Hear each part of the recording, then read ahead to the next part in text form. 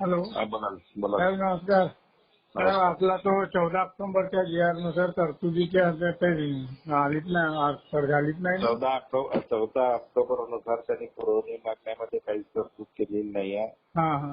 आणि आता अजितदादा म्हणते की या बजेटमध्ये आम्ही करणार नाही. अरे बापरे.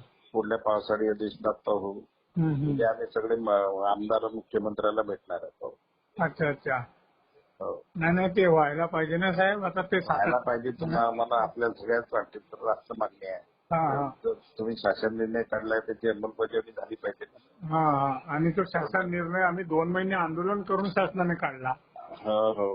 2 महिने आम्ही आंदोलन केला आणि त्याच्यानंतर शासनाने कुठे शेवटी तो निर्णय घेतला. त्याची अंमलबजावणी झाली पाहिजे यासाठी प्रयत्न सुरू आहे. उद्या काहीतरी करा साहेब. तिथे थोडंसं सभागृह बंद वगैरे करून असं नाही का.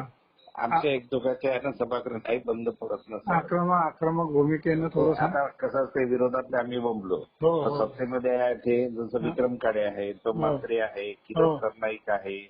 हे सत्तेत आहे ना हे काहीच करत नाही ना बाहेर येत नाही ना आमच्यासोबत. अच्छा अच्छा. पण हे पण राहणार आहेत ना उद्या. म्हात्रे बीजेपीचाच आहे समजा. नाही म्हात्रे साहेब शिंदे साहेबांना भेटले ना. भेटले पण काय झालं शिंदे साहेबांना भेटलं असं भेटून फोटो टाकणं म्हणजे होते का सभागृहात एक शब्द बोलत नाही. अच्छा अच्छा. नुसतं बाहेरच्या बाहेर फोटो टाकून होते का सर. नाही नाही.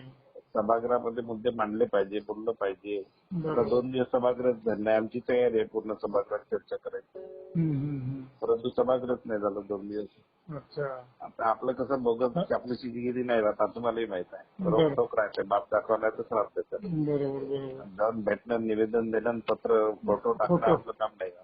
बरोबर. मागच्या वेळेस आपण तो सभागृहात मुद्दा लावून धरला. त्याच्यानंतर शासन निर्णय काढला. शासन निर्णय काढला. बरोबर बरोबर आहे की नाही. हो हो.